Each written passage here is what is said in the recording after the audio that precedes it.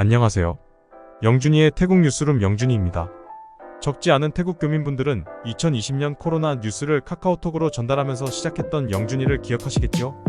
하지만 한국에서 최근에 처음 저의 유튜브를 보신 분들은 영준이의 태국 뉴스룸이 생소하게 느껴지실 거예요. 지금까지 태국 뉴스를 전해드린 지 햇수로 5년에 접어드네요. 오늘은 제가 왜 뉴스룸을 하게 되었는지를 설명하고 싶어서 이렇게 영상을 만들어 봅니다. 2019년 12월부터 중국 우한에서 폐렴이 돈다는 소식을 인터넷과 유튜브를 통해 듣다가 전파 속도나 중증 정도가 심각하다고 느끼면서 예의주시를 하고 있었습니다. 사실 저는 태국에 살면서 태국 뉴스는 거의 안 보고 가끔 인터넷으로 접하는 한국 뉴스만 보고 있던 중이었는데 우한 폐렴이 심각해질 무렵 분명히 중국 밖으로 전파될 것이라 생각하고 있었지요. 태국은 중국과 멀지 않은 나라였기에 전염은 언제든 가능할 것이라 생각하고 있었습니다. 그런데 말이지요. 그 당시 우한 폐렴이라고 부르던 이 질병이 제일 먼저 전파된 나라가 어딘지 아시나요? 그것은 태국이었습니다. 제가 살고 있는 태국이어서 저는 감염자 발생 지역이 어딘지 너무나 궁금했습니다. 코로나 바이러스가 약하게 변이되기 전까지만 하더라도 너무나 무서웠던 바이러스였습니다. 그래서 우한 폐렴 관련 뉴스를 찾아 모니터링하기로 했는데 아무리 찾아도 태국 어느 지역인지 누가 걸렸는지 전파가 되었는지 소식을 알 수 없었습니다. 막연하게 치앙마이는 방콕 같지 않은 한적한 도시였기 때문에 방콕의 일이라 생각하고 있었는데 치앙마이에 코로나 확진자가 있다는 소식을 우연히 듣게 되었습니다. 그때만 하더라도 저는 중3이었기에 일주일에 2번씩 저희 집에 오셔서 과외를 해주시는 선생님이 계셨습니다. 그분은 치앙마이 공립학교 선생님이셨는데 과외 시간에 뜻밖의 소식을 듣게 되었지요. 그것은 선생님의 친구가 간호사인데 치앙마이 마을 앞 병원에 우한 폐렴 환자가 이송되었고 코호트 격리를 해야 해서 간호사 친구가 일주일째 병원에서 숙식을 하고 있다는 것이었습니다.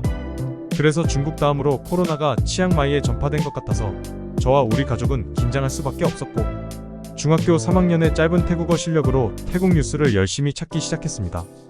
태국 정부 발표를 보고 싶었기에 열심히 뉴스를 찾았는데 생각보다 뉴스를 찾을 수 없었습니다. 뉴스가 안 나오니 오히려 페이스북과 태국인들이 이용하는 라인, 단체 톡방에는 태국어로 태국인들의 출처를 알 수 없는 뉴스가 쏟아지기 시작했습니다. 이 상황에서 치앙마이를 거시적인 관점으로 바라보니 태국에 사는 한국인 교민들이 보이기 시작했습니다.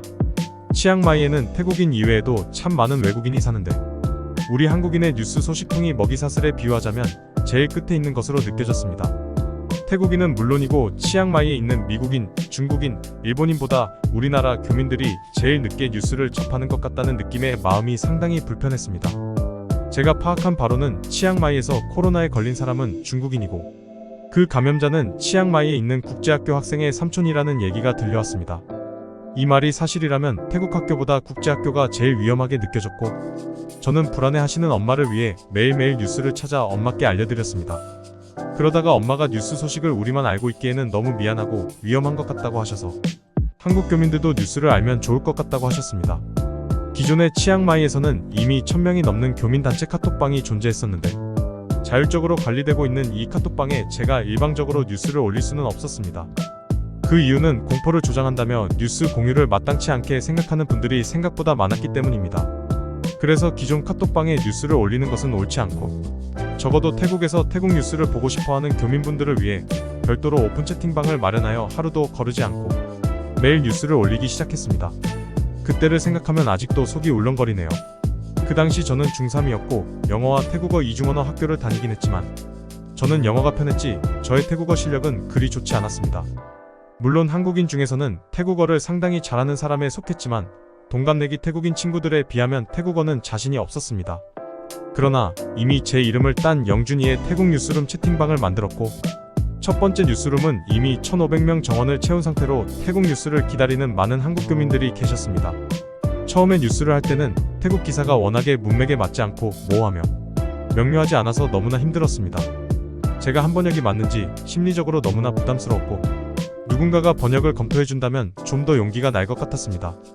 그리하여 뉴스룸 카톡방에서 가끔 의견이나 반응을 주시는 분들 중에 태국어 고수라고 느낌이 오는 분들을 따로 연락드렸고 도움을 요청했습니다.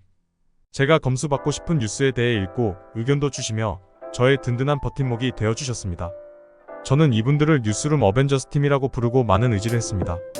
매일매일 각종 뉴스를 읽고 우리나라 대사관 홈페이지나 태국 정부 홈페이지에 들어가서 새로운 뉴스 업데이트 된 것 있나 확인하고 이해가 잘 안 가는 부분은 태국 정부 콜센터에 전화해서 통화로 물어보고 녹음하여 내용을 정리했습니다. 그리고 뉴스 번역에는 원칙을 세웠습니다. 페이스북이나 개인 SNS 뉴스는 취급하지 않았습니다. 태국의 주요 방송사와 신문사의 뉴스 팩트만 전달하기로 했습니다. 매일 뉴스를 올리는 카톡방에서는 감정이나 질문을 받지 않고 댓글도 올리지 않는 원칙이었습니다. 하루하루 너무나 많은 뉴스가 나오는데 댓글이 찾아보면 정작 봐야 하는 뉴스 글이 카톡 화면 위로 사라지기 때문에 뉴스룸 구독자 원칙을 세웠고 감사하게 많은 분들이 지켜주셨습니다. 이렇게 매일매일 태국 소식을 정리해서 3년의 팬데믹 기간 동안 태국 교민들께 코로나 위주 뉴스를 전달해 드렸고 현재는 태국의 정치, 사회, 경제, 문화 등 전반적인 뉴스 올리기를 지금까지 5년이 되었습니다. 이것이 영준이의 태국 뉴스룸의 발자취입니다. 중간고사나 기말고사가 있을 때를 제외하고는 비가 오나 눈이 오나 뉴스를 했습니다. 코로나에 걸렸을 때에도 뉴스를 했고 태국에 있건 한국에 있건 지금까지 뉴스룸에 그날의 뉴스를 올렸는데 카톡방에 올린 뉴스가 데이터화되지 못하고 세월에 밀려 사라질 때 너무나 마음이 아쉬웠습니다. 초기에는 속보도 워낙에 많아서 저 혼자서 뉴스를 찾아 번역하고 편집하고 뉴스를 유튜브에 올린다는 것은 거의 불가능한 상태였으니까요. 그 아쉬움을 달래기 위해 이제서 영준이의 태국 뉴스룸 유튜브를 시작했습니다. 아직도 편집하려면 너무 많은 시간이 들지만 100일 정도 지나면 좀 더 익숙하고 속도가 나지 않을까 조심스레 기대해봅니다. 그리고 너무나 감사한 일이 또 있습니다. 5년 동안 매일 뉴스를 읽고 번역하다 보니 저의 태국어 실력이 태국 친구들보다 더 월등해졌습니다. 이젠 태국어는 무섭지도 않답니다. 오늘은 영준이가 어떤 계기로 영준이의 태국 뉴스룸을 카카오 오픈 채팅으로 하게 되었고 또 어떤 계기로 유튜브 채널까지 만들게 되었는지 간략히 소개를 해드렸습니다. 여러분의 구독과 좋아요는 사랑입니다. 많이 구독해주시고 시청시간 많이 늘려주시고 좋아요와 댓글도 많이 부탁드립니다. 감사합니다.